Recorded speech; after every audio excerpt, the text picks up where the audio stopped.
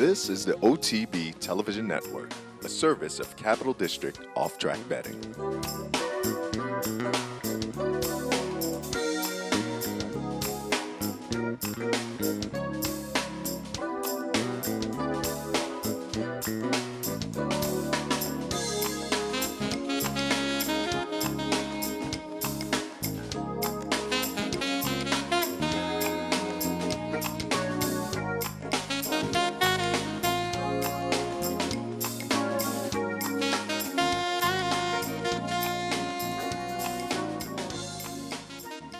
Good morning and welcome to Racing Across America on this Friday morning. As we wrap up another week, we will take a look at some of the stakes ahead and continue our review of some of the stakes from the past weekend because we have a couple of guests from racetracks that held some big races last weekend. As usual on Friday, we'll be joined a little later on by Ron Nicoletti of Gulfstream. We'll talk a little bit about last weekend's races down at Gulfstream, but also coming up tomorrow down in South Florida, the Swale and the Palm Beach. We'll get some thoughts there as well as some thoughts for this afternoon.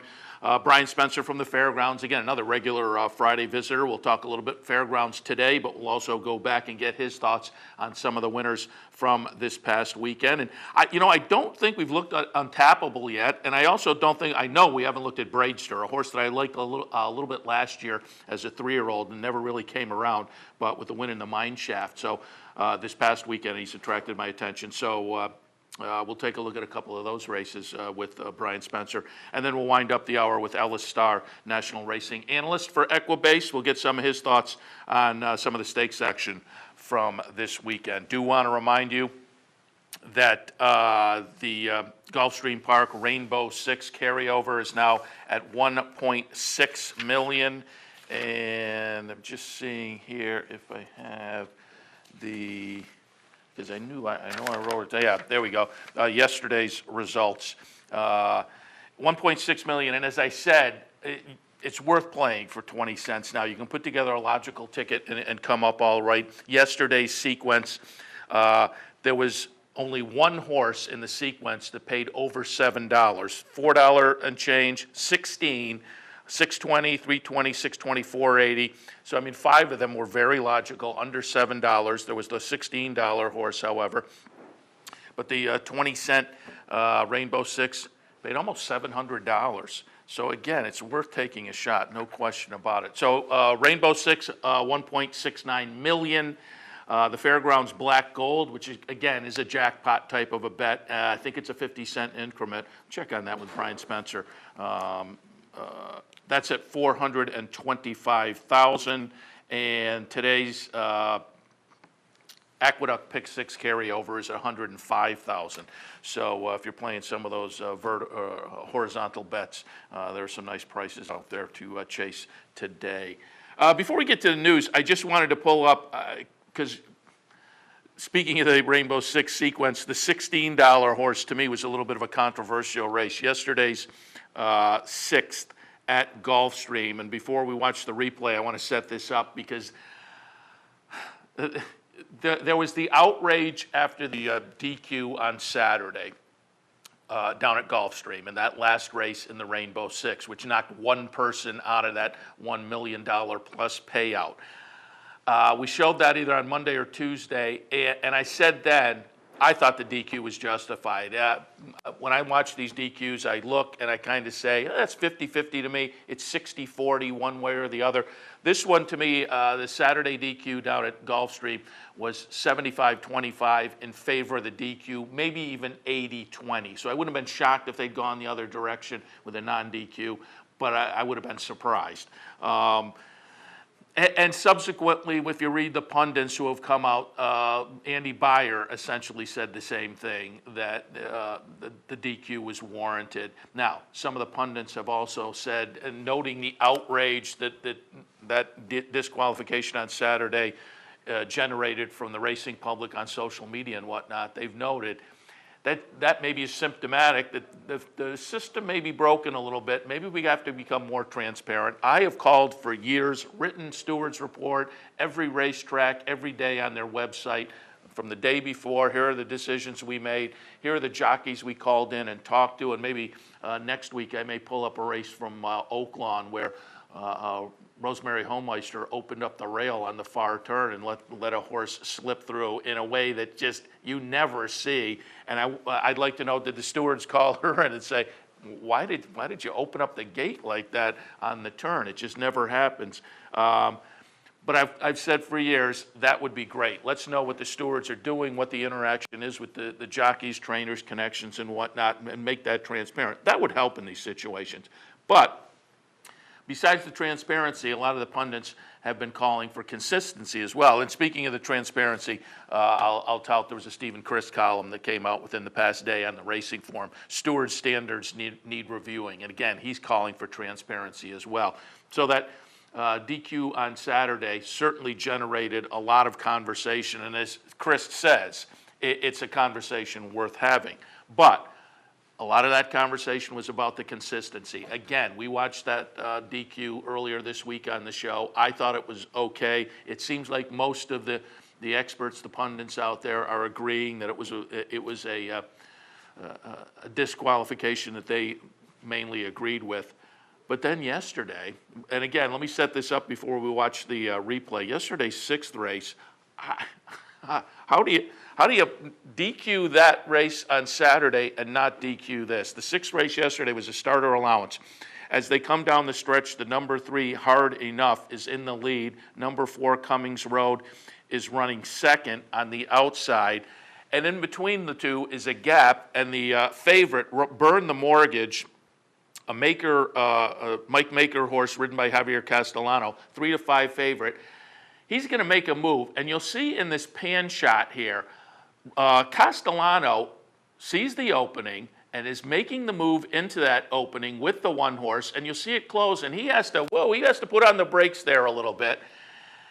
And when we look at the head-on, you'll see how big that gap was. I mean, the one here, and you see this is actually later in the stretch, after the gap closes. There is a gap big enough to drive a pickup truck through, though.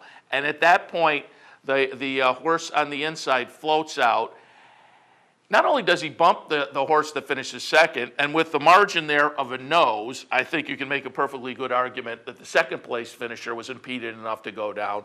But again, there was a big opening there for the favorite to go through. And by drifting out, and the horse was already up into there, the horse drifting out, that opening closes. And so, to me, that was the more egregious foul, that he closed that opening on the one horse, and in a way, again, that impeded the horse. Wasn't race riding. To me, it was a foul. But then he comes out and bumps too. So there was two what I thought were blatant fouls in there. And as I say, as I watch these, I tend to put percentages. To me, this was 90-10 or better in favor of a DQ, to the point where literally, as I was watching, I had it fired up live on the computer, and I was watching the replays as the stewards were making their determination. Not only was an inquiry, the two riders, the second place finisher Julian Leporello and Javier Castellano, third place finisher, both claimed foul against Paco Lopez, the winner. So they were watching, and as they're replaying the pan shot and then the head-on shot, I literally thought, boy, sometimes these guys don't have to watch it more than once. It's just that this one's so obvious that it seems like they could have made the decision right after the first replay. So when they came up and said there was no change there, this one I was shocked. And how the stewards can argue that that was a consistent move based on what happened last Saturday. And again, I agreed with last Saturday's DQ. I thought this should have been a DQ, and I thought that would have been perfectly consistent. So based on that sixth race yesterday at Gulfstream, boy, the stewards to me made a big mistake, and again, just further play into the consistency factor. But again, maybe if there was some transparency and the stewards came out and said, well, here's what we're basing our decision on. I would also love to know what the vote was. Is it 3-0 or is it 2-1? Was there a dissenting opinion in there?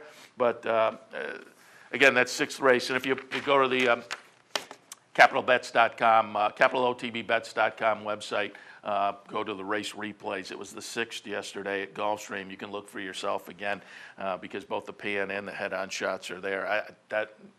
That was a bad decision, though, I thought, yesterday. All right, and again, there's a further discussion of going back to Saturday and making a little broader discussion on stewards and standards and whatnot via Steve Christ in the Racing Forum. The Buyer article on that DQ from a couple of days ago, also in the Daily Racing Forum. Tom Jica over on John Preachy's Horse Race Insider website has a little commentary on it, as does Preachy himself. In fact, he had a Q&A with the president of Gulfstream talking about that DQ and how maybe things could be changed up in the future. All of those are linked over on Equidaily, but certainly that DQ the other day generated a lot of conversation, as I'm sure that non-DQ yesterday will as well.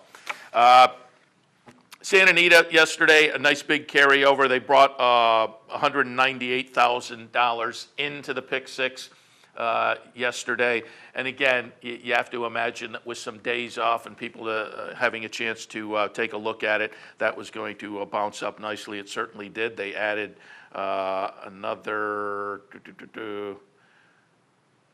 800,000, something like that. A pretty good amount of money. It bounced up over $1 million, I believe, or just perhaps just shy of $1 million. But one way or the other, paid off $20,000. There were 35 perfect tickets. The sequence paid 7 and change, 7 and change, 5 and change, 15, 12 and change, and 3. So it was, you had a $15 horse and a $12 horse. Other than that, there was nothing over $8. So it was a fairly hittable sequence. 35 people walk away yesterday at Santa Anita with $20,000. Also want to tout, every once in a while, there's just some nice articles out there that I like to point you towards. Have this one linked over on Equidaily. And Dave Grenig wrote a really nice profile of David Jacobson, who certainly, if you follow New York racing, and virtually all of us do, Jacobson is a name that has been very hard to ignore over the past few seasons, particularly as he's teamed up with Drawing Away. He's been very proficient as far as finding the winner's circle, maybe a little bit controversial as well in that he turns a lot of his horses around quickly, and that's drawn some criticism. All of that is brought up in this article and discussion with David Jacobson, again, written by Dave Grenig in the Racing Forum. So again, it's a nice, fairly lengthy profile of trainer David Jacobson and talking about how he got into the game and having some problems and now coming back and being so successful and also getting some criticism as well. For Jacobson, The Claim is His Game is the title of the article. Again, have that one linked on Equidaily.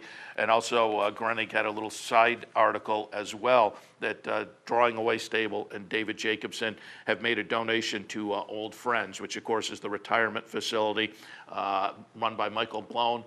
With their base operation down in Kentucky, but of course they have the upstate New York version of Old Friends as well. And Jacobson and Drawing Away are making a $25,000 donation to Old Friends. So, good for them. They're winning a lot of money, and now they're giving some of it back. And again, they've gotten some criticism within the past few months on some of the quick turnarounds and some problems that caused. But as I say, some of that's addressed in that article profiling Jacobson. Mentioned at the top of the week that we would keep our eyes on a couple of votes up in Massachusetts. Both of them have gone in the direction of horse racing, which is good news. The most recent yesterday was more positive. Beginning of the week, it was positive news in that the local residents gave the thumbs up to a casino at Suffolk Downs. But that just then says Suffolk Downs can move forward. There's still a decision to be made where the casino will go, and Suffolk Downs has some competition for that. So that decision still has to be made, but they had to pass that obstacle earlier this week to at least be in the running. So Suffolk Downs now in the running at least. But the decision yesterday by the Massachusetts Gaming Commission to get a little more positive for horse racing as the Gaming Commission awarded a slots parlor license. And again, that slots parlor as opposed to a casino, I'm assuming is like VLTs that we see at the harness tracks in New York State as opposed to full-blown casinos, which they're talking about coming in subsequently. I think a slots parlor would be just that, slots machines as opposed to table games and whatnot. But they were going to award a slots parlor license in Massachusetts. Gaming Commission awarded that to Penn National Gaming, which should breathe some life now into the Plain Ridge harness track up there. So both Suffolk and Plain Ridge were saying without positive outcomes, chasing expanded gaming, their futures could be in doubt. So certainly this is good news on the sulky side up in Massachusetts. And again, earlier this week there was the vote that is a positive but hasn't put the final stamp on things at Suffolk. But things are moving in a decent direction up in Massachusetts. All right, we will head to our first break. When we come back, we'll be joined by Ron Nicoletti. We'll talk a little Gulfstream right after that. A little later on, Brian Spencer from the Fairgrounds, and then Ellis Starr, national racing analyst from Equibase. We'll take a look at some of the stakes action coming up on this weekend with all of them right after this. I'm Mark Cassano. Join me Saturday mornings at 10 for Down the Stretch. We'll inform, analyze, and welcome in the biggest names in racing. So join me Saturday mornings at 10 for Down the Stretch, right here on the OTB Television Network. I got it. Watch me. I got it. Hey! I got something that makes me want to shout. I got something that tells me what it's all about. I got a move that tells me what to do. If you don't, brothers and sisters, then you won't know what it's all about. Here in upstate New York, no one provides bettors with more wagering options than Capital OTB. Our network of ranch and easy bet locations stretches from the mid-Hudson Valley all the way to the Canadian border and west to central New York. So whether you need to place a bet, fund your Capital Bets account, or watch the next big race, all the action is just around the corner. A full list of our branch and easy bet locations can be found online at capitalotb.com. Capital OTB, the better and most convenient choice for wagering in upstate New York. Wagering at CapitalOTBBet.com is as easy as 1, 2, 3. 1. Capital Bet TV, the fastest and easiest online wagering experience where you can monitor 5 different tracks simultaneously. 2. Capital Bet Express. Its straightforward program layout and interactive handicapping information lets you build your wager quickly and efficiently. And 3. Capital Bet Pro, designed especially for the professional horse player. CapitalOTBBet.com. Log on today. I'm Anthony Mormino. Join me weekdays at 9 for the Handicappers Report. We'll handicap the top tracks across the country and help you prepare for the day in racing. That's the Handicappers Report, weekdays at 9, only on the OTB TV network. Good. Welcome back to Racing Across America. Always happy to be joined by Ron Nicoletti of Gulfstream Park. Good morning, Ron.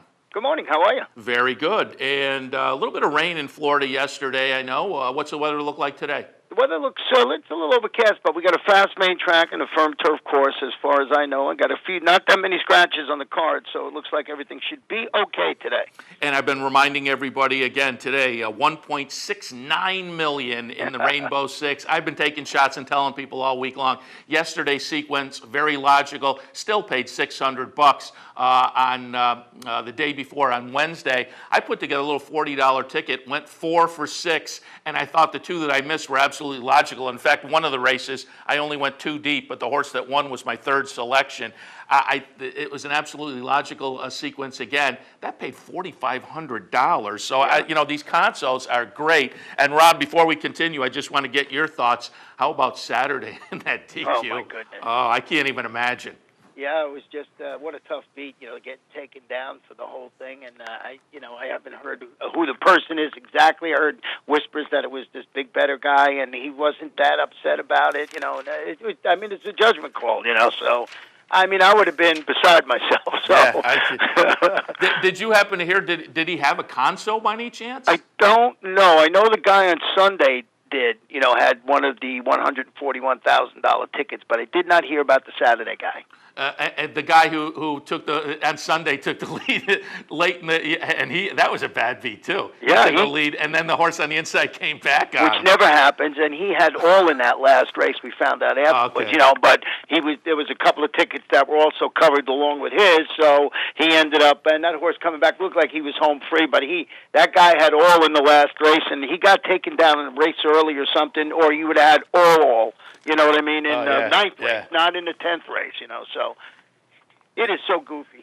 Oh, yeah. It's and I don't know whether I should ask you what you thought of that DQ yesterday, or non-DQ yesterday in the 6th. I showed I showed the Saturday DQ earlier this week, and I said I completely agreed with that one. I thought that was a legitimate call. I was shocked they didn't take the horse down yesterday. Yeah, me too. I mean, it was such a close call, too. I mean, the horse won by a whisker, you know.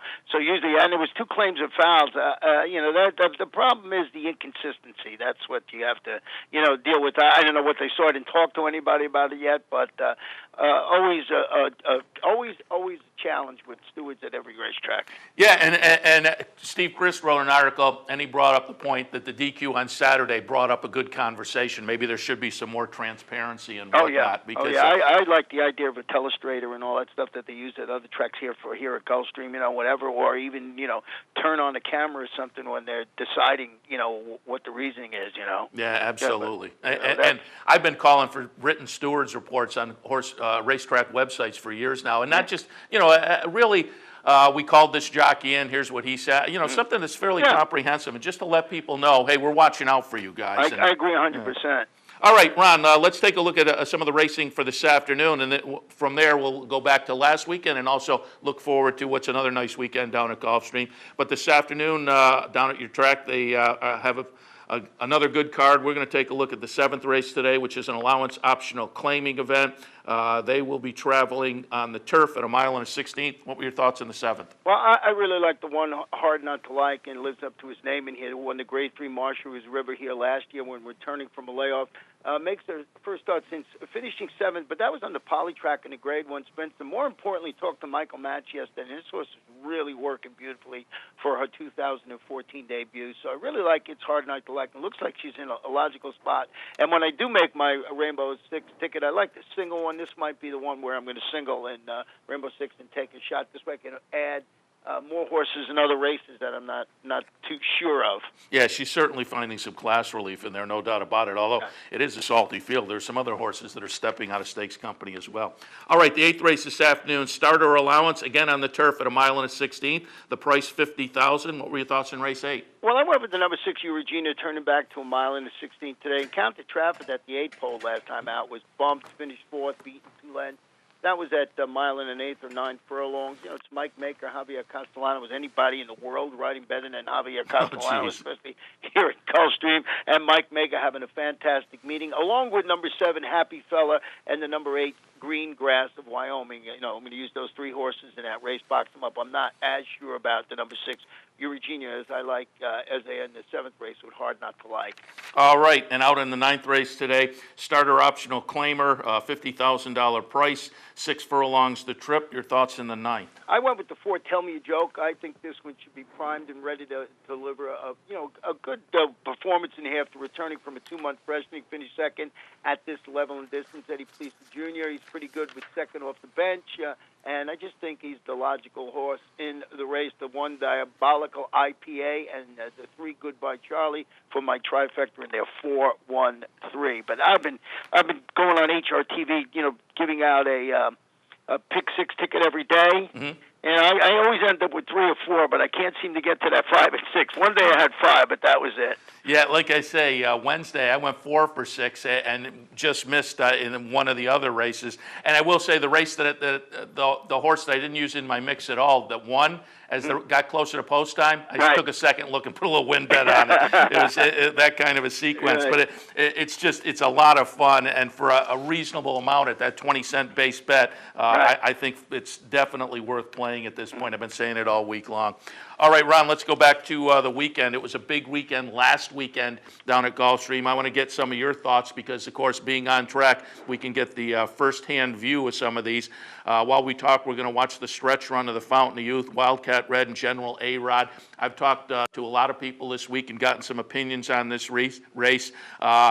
They thought the fact that these two went out and ding-donged it a lot of the way around the track showed a little bit of a bias, perhaps, that might have been tough to overcome. And for that reason, I think coming out of this race, the biggest thumbs up was for Top Billing. Oh, without a doubt. You know, this racetrack has been really, really favoring speed horses. Need to go ding-donging it all the way around. You know, Wildcat Red, as they move forward, might be a little distance challenge. I think General A-Rod might move forward a little bit, but Top Billing actually ran the best race. And if you watch the race when it first started, you know, he had, you know, it is really tough to win from post 12 going a mile in the 16th at Gulfstream Park. So with all that said, I think Top Billing definitely. I didn't see any sheet numbers or anything, but this horse has got to get the best sheet number in the race because he had, was totally up against it. Yeah, and it was funny looking at the pundits all week long and posting on Equidaily the Derby dozens and Derby tens that came out. Top Billing did not move an inch this week on those polls, and that was funny with a third-place finish like that. So, again, he got a lot of respect. A little earlier on the card, a horse that I was surprised as I talked again about some of these stakes with the guests this week, Only For You in the Devona Dale was not getting the respect that I thought she deserved. She's now 4 for 4 in the career for Todd Pletcher. One of those was away from Gulfstream, which I like to see for a Pletcher horse at this time of year. Now, folks were kind of focusing on the finishing time and scratching their head a little bit and maybe not being as impressed with Only For You. What were your thoughts? Because as I say, 4 for 4 now. I think she's going to turn out to be a player in the division. Yeah, I mean, I really like, she drifted out in the stretch a little bit, during that race. But, she hadn't run since January 25th. I just thought she was the one to beat there. I thought I couldn't believe it as I was watching the board. She ended up going off the favorite, but she wasn't really taking the money. I thought she was going to be odds on immediately. She ended up going off at 1/10 to the dollar. But I think she's a force to reckon with throughout the year. And just, Todd Pletcher alone, I don't know how he keeps track of all these horses that he has that is so good, And so, yeah, and House Rules ran okay, and the surprise was Stop Charging Maria. Just didn't seem to fire at all. Yeah, absolutely, and that was a comment from some people this week, too.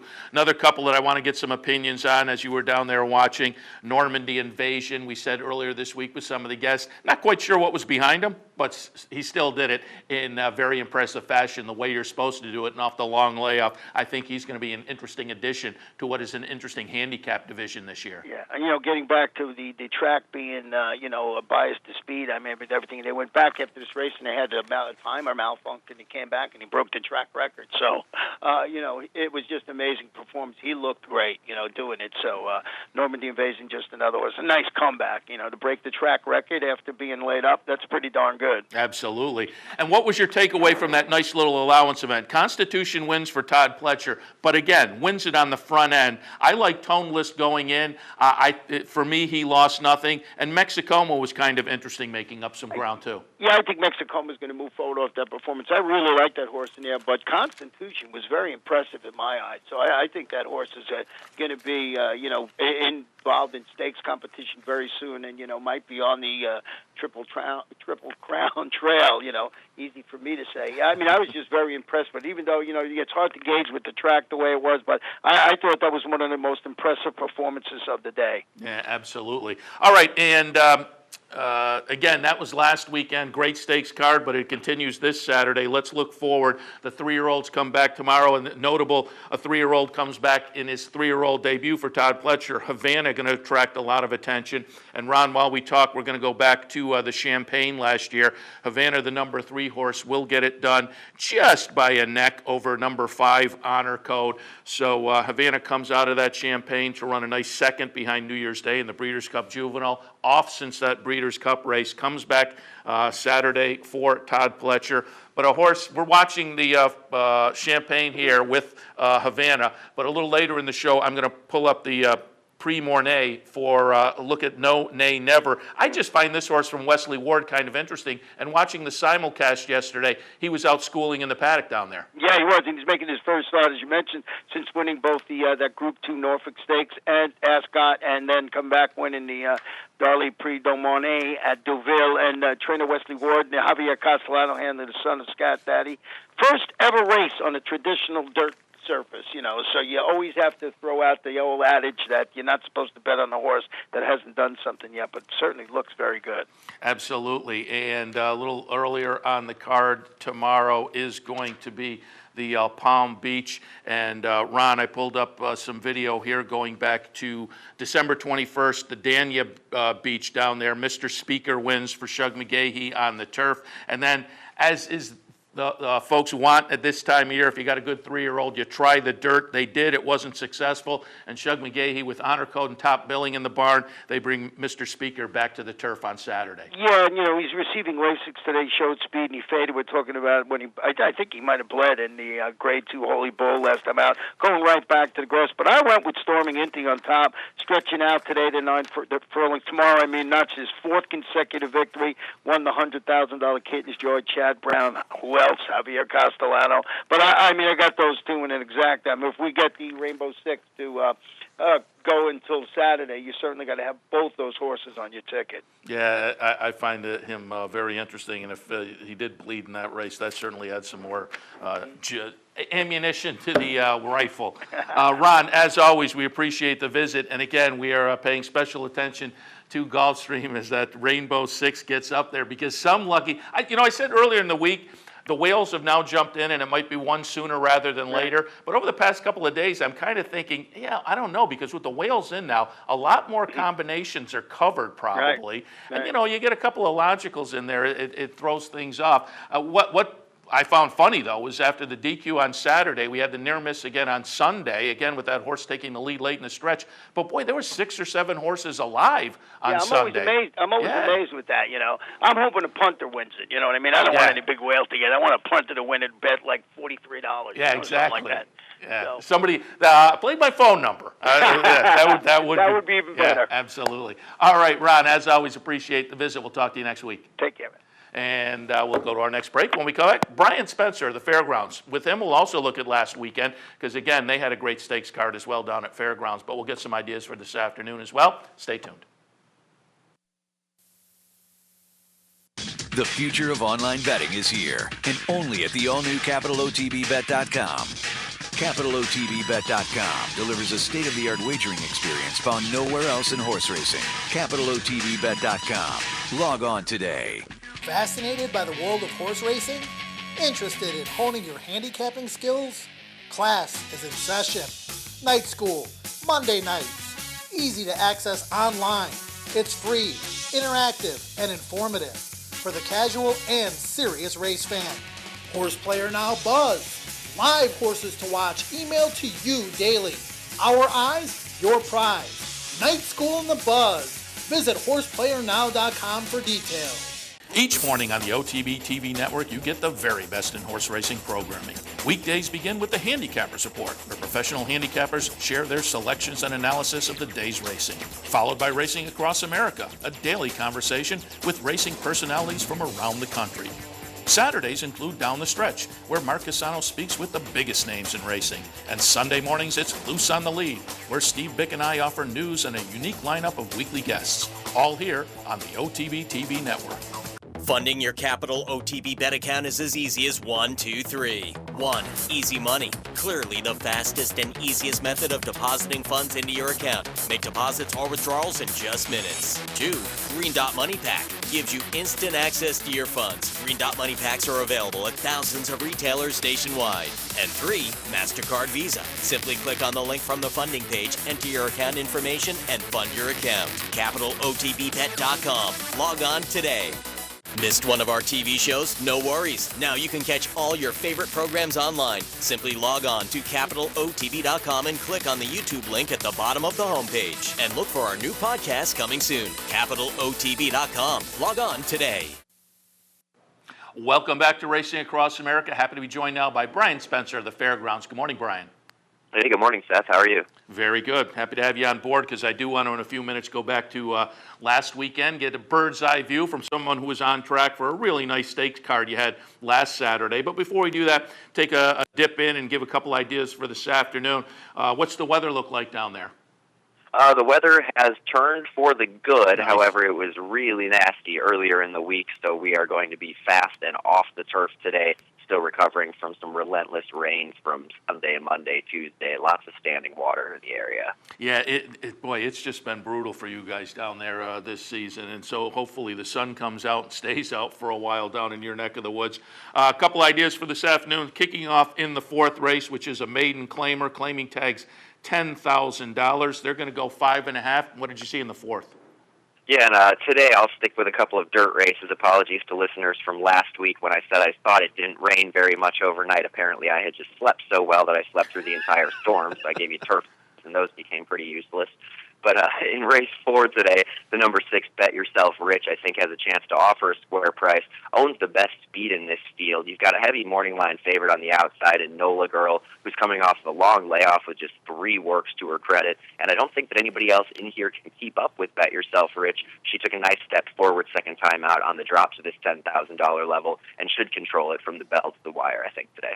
All right, sounds good. And don't feel bad about the turf picks. I was on the handicapping show here on the network yesterday and handicapped Tampa, and I gave out all turf selections, and they were off. Well, actually, one of theirs stuck on, so I was okay with one of them. A couple others, though, it's just hard to predict, when you're doing things early in the day. And so we certainly always forgive that. We forgive it because I do it all the time. 8th race today at the fairgrounds, a maiden special weight, mile and 70 the distance. Your thoughts in the 8th?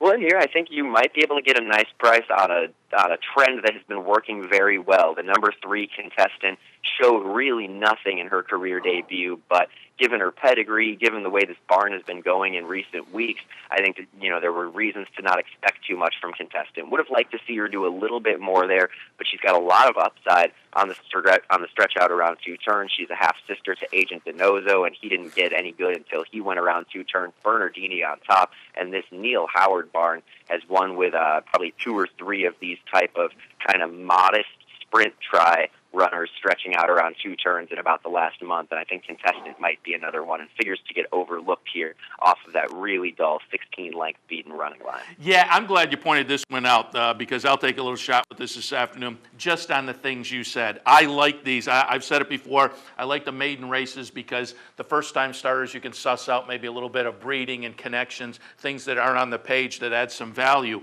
But in a situation like this, a horse that's had a start, again, you can bring something to the table, and you mentioned it. Farish and Howard team up and have some pretty good horses, but it's not necessarily a first out kind of an outfit. So that first start will darken the form a little bit, maybe give us a little bit of a price, and you have some breeding there. So I'll take a little bit of a shot with that horse as well, number 3 contestant in the 8th. Brian, let's take a look back. I want to get some of your thoughts on this past weekend. First up, we're going to take a little bit of a look at the stretch run from the Rachel Alexandra. And I'll tell you what, Brian, number 4, Untappable, is going to get it done here over the number 5, Got Lucky. Untappable for Asmussen and Winchell, who, of course, have Tapiture and Goldhawk on the boys' side.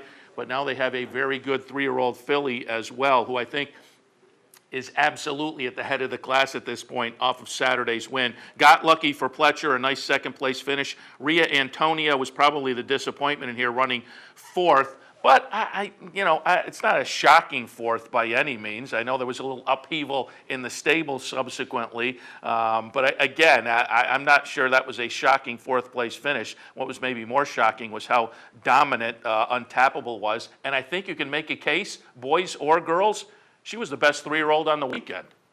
I could not agree more. Easily the most impressive performance. We'll get to Intense Holiday in a bit and what I thought about him. But Untappable, not only did she make it look so easy in the stretch, but on paper, going into that race, that looked like one of the most puzzling races on the entire card to me because it looked so evenly matched. It looked like you had a couple of horses coming up who were sort of the now horses, and Untappable. Rosie rode her really like she was the best horse into that far turn, hung out 3-4 wide, and just when she gave her that cue, she just exploded. I don't think that any horse on the card was as impressive as Untappable was. And, I think that was such a huge move forward for her. Was that just a big step with some maturity into her 3-year-old season, or is she going to take a step back off of that in the Fairgrounds Oaks?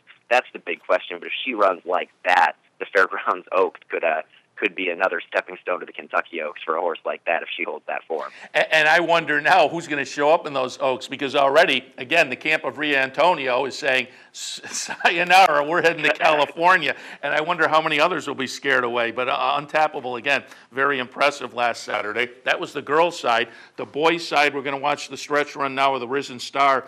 And I've talked with a lot of the guests this week, and one of the things that's notable here is the Pletcher contingent, Pletcher and Starlight, make the right move shipping away from Gulfstream. There was a little bias that worked against Top Billing over there in the Fountain of Youth, but they made the right move with Intense Holiday as he is able to run down Albano late in the stretch, really a gutsy performance from Albano. Vickers in trouble given the outside post. I think a good third-place finish. I was a little bit disappointed in Goldhawk. Fifth place finish. I was hoping for a little bit better there. But again, Intense Holiday, Albano. And I will also add Intense Holiday probably on the move over from Gulfstream flatters Cairo Prince and Conquest Titan in that Intense Holiday ran third behind those two in the Holy Bull last time and now wins again on a track that may have been a little more conducive to his style. Surely, and I think that the race kind of flowed against a handful of horses from off the pace. All that being said, there was still a lot of disappointing mini misfires from horses who I was expecting to see a lot better from behind in the field, but Albano really didn't throw down quick splits. They were very methodical, but I like the fact that he proved that he could, be a legitimate two-turn horse, and he rationed his speed and settled a lot better this time around. That being said, given the splits in front of him, I thought that Intense Holiday did very well, especially when you consider that he had a couple of starts and stops of his own in here, and that came from off the pace into those modest enough splits. And you did mention Vickers in trouble. I'm just not sure if he really wants to be a classic distance horse, if he even wants to go 9 furlongs, but he made that nice move, had to overcome the wide draw. So maybe a sort of asterisk there on my question about whether Vickers in trouble wants to go that far, given the things he had to overcome. Ran pretty well, made that menacing move to the top of the stretch, but you're really going to have to dig for a couple of excuses for horses further back in the pack if you want to go back to somebody besides Albano or Intense Holiday next time out. Yeah, again, I think the top three are still kind of interesting to me. I'm probably jumping off Goldhawk at this point, although it seemed like they're still maybe looking at the Louisiana Derby. So, I'd be interested to see what he does there. But Pletcher, his runner, and the sibling to Mark Valesky, Albano, certainly came out of the race looking pretty good. And now, finally, I wanted to take a look at the Mine Shaft. We didn't get a chance to look at this race earlier in the week, but it's a race I played, I liked, and Bradester gets it done at 6-1, so I like that even more. And Bradester is a horse that last year, I was really interested in this horse as a 3-year-old. Showed a little bit of promise and just really never got over the hump. Now has come back as a 4-year-old, won an optional claimer over at Gulfstream last time, comes over and now puts the Grade 3 Mine Shaft on his resume as well, and does it pretty nicely. We're going to watch the stretch run. He will be the number 8 horse, winning over the number 2 Grand Contender for Tommy Amos. Disappointment in here, obviously, was Prayer for Relief, the 2-1 favorite, who winds up 6th after being so impressive, 2 back in that Tenacious. But again, I think Bradester kind of interesting now, maybe getting over the hump as a 4-year-old. Yeah, and very much like you, early on in his career, he was very high on my list of horses to watch, and just really didn't seem to be able to put it all together. He ran okay in the Indiana Derby when he grabbed that placing there, but really seems to have turned a corner in these 2 starts as a 4-year-old. I really like the race that he ran there, and just from hearing from Rosie after the race, seems like a horse who maybe still has a little bit of upside, just given maybe sort of in his head. He, I don't want to call him lazy, but she really had to work on him to keep him going because he wants to sit and wait on horses. So if he's able to figure that out, put that all together, he could actually be, I would think, a pretty big contender in some open graded races down the road too. Yeah, again, he seems fun, and he seems like a horse that, if he can continue this for another race or two, will add his name to a handicap division that seems to be shaping up to be a lot of fun this year. And again, it wouldn't surprise me because I thought he was right there last year, just never got over it. Sometimes they just have to add some maturity. Brian, as always, appreciate the visit. Good luck this afternoon. We'll talk to you next week. Thank you. Sounds good. Brian Spencer from the Fairgrounds. That'll take us to our last break for this hour. When we come back, it's Ellis Starr, National Racing Analyst for Equibase. Take a look at a few more stakes for this weekend right after this.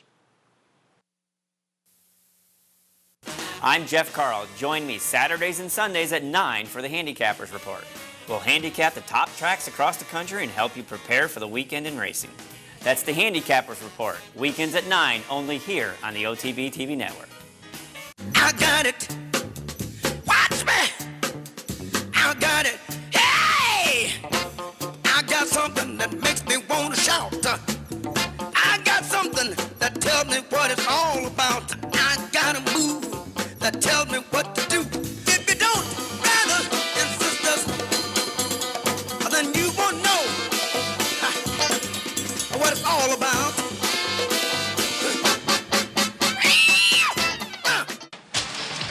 Hey, race fans, head down to the all-new Clubhouse Racebook and get in the game. With live horse racing on more than 250 flat-screen TVs, state-of-the-art wagering terminals, fantastic food and drinks, an amazing Vegas-style atmosphere with seating for nearly 900 of your closest friends. Conveniently located at 711 Central Avenue, right off Exit 5 of I-90 in Albany, the Clubhouse Racebook is the better choice. Using CapitalOTBBet.com is as easy as 1, 2, 3. 1. Simply log on with your username and password from the homepage. 2. Fund your Capital OTB account through our Easy Money, Green Dot, or Visa MasterCard options. And 3. Place your bet on one of our 3 easy-to-navigate wagering platforms, Capital Bet TV, Capital Bet Express, or Capital Bet Pro. CapitalOTBBet.com. Log on today. This is Steve Beck. Join me Tuesday through Saturday here on OTB TV for At the Races, my Sirius XM daily news magazine of the thoroughbred industry. Handicapping, interviews, analysis, everything you could want. 6 a.m. OTB TV. Welcome back to Racing Across America. Always happy to be joined by Ellis Starr, the National Racing Analyst at Equibase. Good morning, Ellis. Good morning, Seth, and good morning, racing fans. Do want to remind people, as always, you can find Ellis's selections each and every day over at the Equibase website, and free product out there. As usual on Fridays, there's a feature race looking at Saturday stakes. This week's feature race is going to be the Gotham. Not only can you find Ellis's selections and analysis, but there are free past performances and whatnot for the Gotham as well. And we're going to kick things off with the Gotham, Ellis. We're going to take a look at some stakes races for tomorrow towards the end of our segment here. I also want to see what you thought of some of the action from last weekend. But let's look ahead to the Gotham for tomorrow at Aqueduct, a Grade 3 event, $500,000. Clearly, with some Kentucky points on the Kentucky Derby points on the line, and Naira juicing things up with $500,000, they were hoping to get a good field, and I think it worked. I think they have a nice, large, fun, competitive field. We have Financial Mogul, who I think is very interesting coming out of the Holy Bull, given what Intense Holiday did this past weekend down at the fairgrounds. You have Uncle Si, who along with Samrat put in the Ding Dong Battle in the Withers. You have Extra Sexy Hipster, which a couple of my guests this week have pointed out, and this may be an interesting horse, just floating slightly under the radar for Trombetta. And Harpoon, coming out of the Sam Davis, is probably the direction I'm tilting. I think that second place finish in the Sam Davis behind the other Pletcher runner, Vince Ramos, was a nice setup for Saturday. But while we talk, Ellis, we're going to go back to the Springboard Mile at Remington Park. The winner in here is going to be the number 6, Louis Flower. But a very good, close second-place finish is Noble Cornerstone for Wesley Ward. Noble Cornerstone subsequently comes back and makes the 3-year-old debut in that Sam Davis and threw in an absolute dud there. I just have to believe Noble Cornerstone is better than that. This is still a very lightly raced horse, and another part of the intrigue to the Gotham tomorrow is going to be Noble Cornerstone. We'll see if he can rebound and get closer to this Remington Springboard Mile that he fired last year in the middle of December. But the Gotham Stakes tomorrow, what were your thoughts? Did you decide to throw the clip after you read my analysis, or did you like him anyway? I liked him anyways, but I did see in the analysis we were on the same page.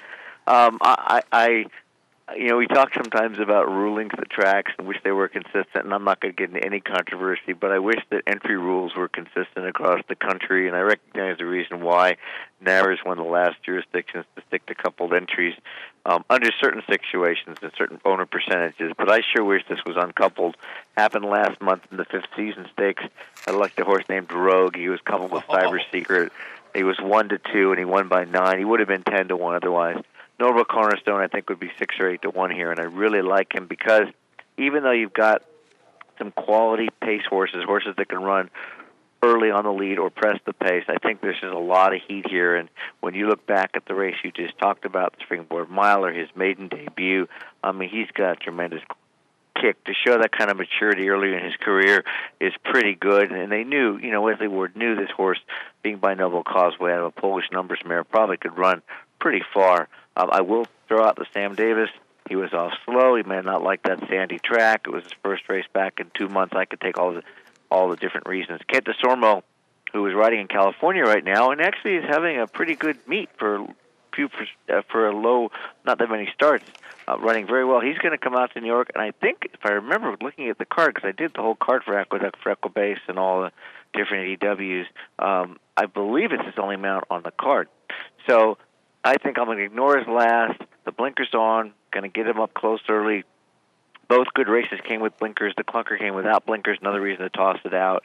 And I like him a lot. Samrat makes the entry even tougher. So from a betting perspective in the race, Seth, I think the only way to do it, because Samrat and him are going to be, I haven't seen the morning line, but I imagine they're going to be 8-5, 7-5, is to key him top and bottom and exact as maybe twice as much on top, so a part wheel, I would call it. So Noble Cornerstone, I'm using Financial Mogul, who you mentioned, who I think won before last in Nashua, needed his last on the comeback. His Nashua was great. He can get up for second from far back. The 4, Uncle Si, who can hold second after he gets tired.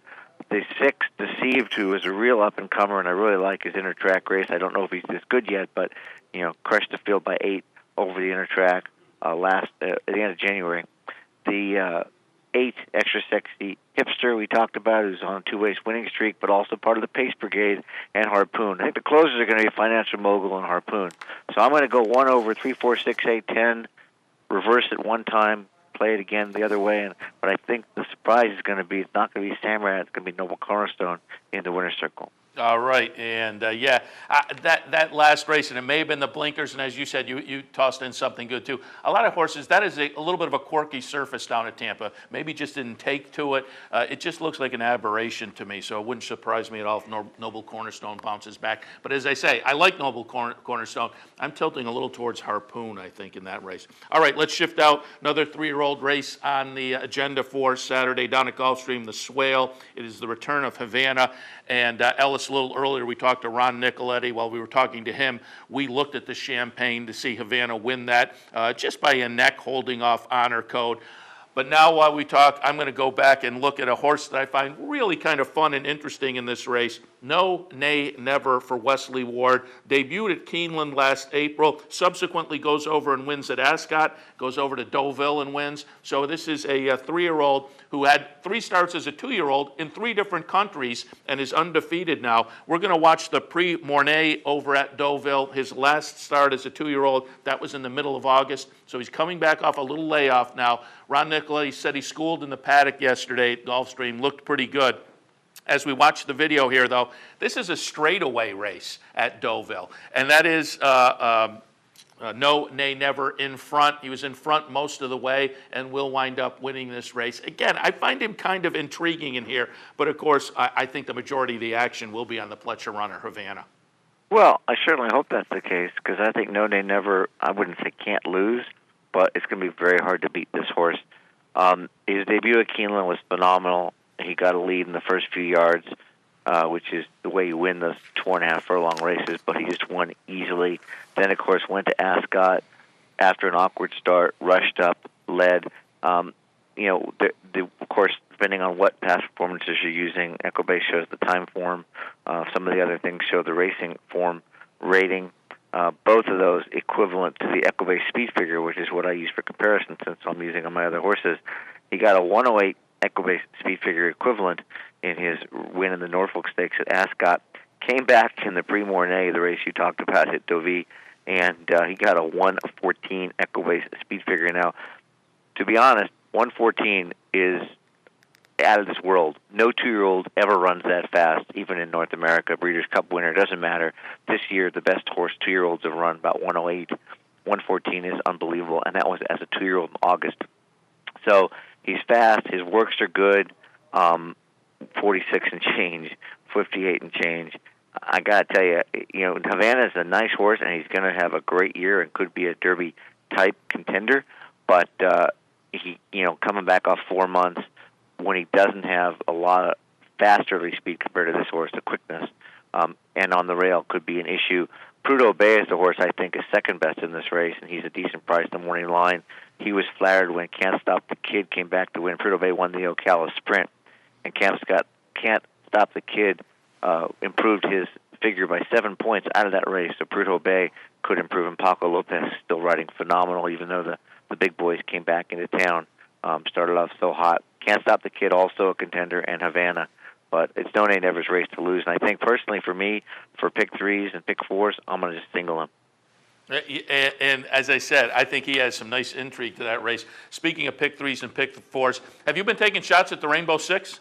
No, so, I do the afternoon show on Horse Racing Radio after Steve, of course, picked.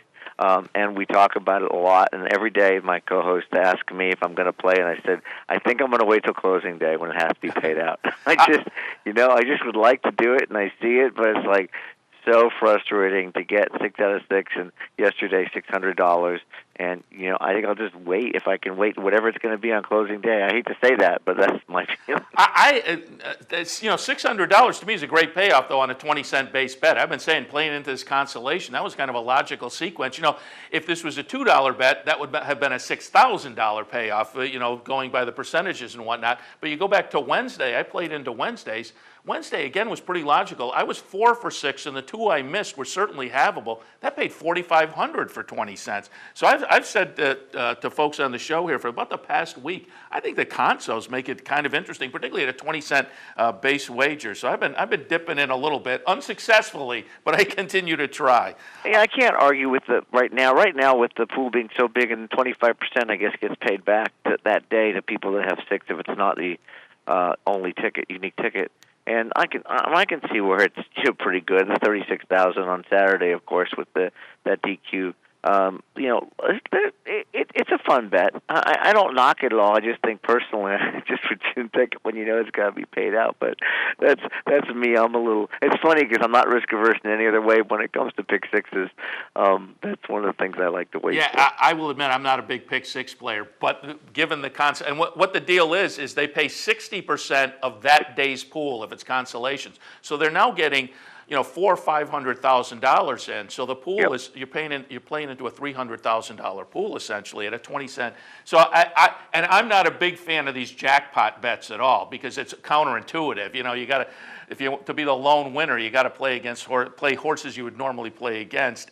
But with these consolations getting so big now, I think it's kind of fun. All right, finally, let's Saturday. I know a track you pay a lot of attention to. You handicap out in Southern California regularly. Saturday, tomorrow at Santa Anita, the Santa Isabel Grade 3 event, $100,000 purse, 3-year-old fillies. Nice field of 8. Jerry Hollendorfer has a couple of horses. Artemis and Swiss Lake Yodeler. Baffert with a couple of horses. Awesome Baby and Be Proud. And I know you're kind of high on the John Sheriff's horse, the number 6, Sweet Bliss. Yeah, this is a prep for the Santa Anita Oaks and the Kentucky Oaks, so this is an important race, and certainly this is the last weekend, the only future wager for the Oaks, so people can get in on that as well. Of course, Santa Anita this week is being hit by rain after a drought and a lot. We don't know what the track's going to be like on Saturday. They're supposed to just get anywhere between, I've read, near the foothills, 1 to 6 inches of rain over the next 3 days. So have to see what happens. But I was very impressed by Sweet Bliss's maiden win. John Sheriff's not a guy to rush his horses into stakes, and he's taken this from maiden to stakes, which is still fine for young 3-year-olds. This Daughter of Street Cry, she's a half to St. Viger. You remember St. Viger? Yes. Yeah, absolutely. Very, very nice 2-turn horse as a 3-year-old. Didn't really make the Triple Crown races, but he was a good, hard-knocking stakes horse, and this is a half, so I don't have any problem with this horse and being a good 3-year-old. And I like the sweeping moves she made on the turn. I like her also because, as usual, Baffert's going to be overbet. Awesome Baby is the lone front runner here. Swiss Lake Yodeler won 2 Calbred stakes in a row, and then she ran lousy last time out in the turf. So if you throw out the turf race, she's got good form. Whether she can transfer to Open Company, not sure. Anniversary Kitty comes from the clouds, and she's got a win in a second in 2 races, but both of those on turf. Sweet Bliss really is the only horse of the 4 that have a 2-turn win at Santa Anita. Awesome Baby's only 2-turn race was the Chandelier last fall, and she ran 5th. Then she took time off and came back and won the Santa Ynez at 6.5. So I give Sweet Bliss a big shot here, I think, and we should definitely keep an eye on her no matter how she runs as a Oaks contender. Don't forget, you can get a free race every day taken right from my selections on the Santa Anita website under the Pro Pick section. Excellent. And Ellis, only got about 30 seconds left, but just wanted to get a couple of quick opinions. The Risen Star and Tense Holiday, the Fountain of Youth with Wildcat Red, but certainly a lot of people were impressed by the third place finish at top billing. Yeah, I was more impressed by the Risen Star than the Fountain of Youth because both the Fountain of Youth, of course, and the Philly race, both were won by horses stretching out from 7 to a mile and 16, both going wire to wire. So I think a little bit of a speed favoring track. Intense Holiday impressed. Opportunity really got the ground late. I'm still pretty high on him, depending on how he comes out for Baffert. He finished 4th in that race, and Top Billing as well made a nice move. So I'll be looking at Opportunity and Top Billing going forward. And just quickly, we just talked a second ago to Brian Spencer from the Fairgrounds, and we were both talking about how impressed we were on the girls' side. Maybe the best 3-year-old of the weekend last week was Untappable. Yeah, she actually ran faster, got a 109 equibase speed figure than any of the males did. They both got 106s, and so certainly it would be interesting to see if she decides to go and tackle the males at some point. She is a very, very nice horse, and it looks like she can rate as well. Yeah, absolutely. All right, Ellis, as always, we appreciate the visit. Good luck with the selections. We'll talk to you again. Thank you, Chef. Good luck to everybody this weekend. Ellis Starr from Equibase, National Racing Analyst. Again, you can find his selections on Equibase every day. Also, free selections, as he says, over the Santa Anita website, or the Race of the Week, every Friday. You can find that for a Saturday stakes race this week on the Equibase website. Ellis has analyzed what we looked at earlier today, the Gotham, and you can find out his full analysis and get some free past performances as well over at Equibase. All right, I'm going to wrap things up. The clock is really ticking here. I do want to remind you again, the Capital OTB Handicapping Series, the March event, the Shamrock Showdown. It was originally scheduled for tomorrow, March 1st. It has been moved to March 8th. So if you're playing in the Handicapping Series, the March edition, the Shamrock Showdown right here at the Clubhouse Racebook will be a week from tomorrow, March 8th.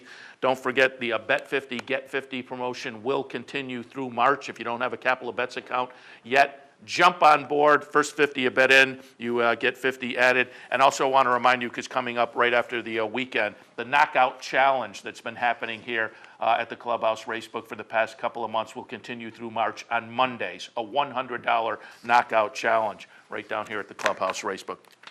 All right, that wraps up this week of Racing Across America. We're here every Monday through Friday from 10 until 11 a.m. Great programming continues tomorrow and Sunday here on the network. The Handicappers Report both days at 9 a.m. Down the Stretch with Mark Casano tomorrow at 10. Sunday at 10, it's Loose on the Lead with myself and Steve Bick. So join all of that programming here on the network, as well as the racing in the afternoon. I'm going to wrap things up. It's been a great week. We'll come back and look back at what is going to be a good weekend of stakes races again next week. We'll see you Monday. Cash some tickets and enjoy the races.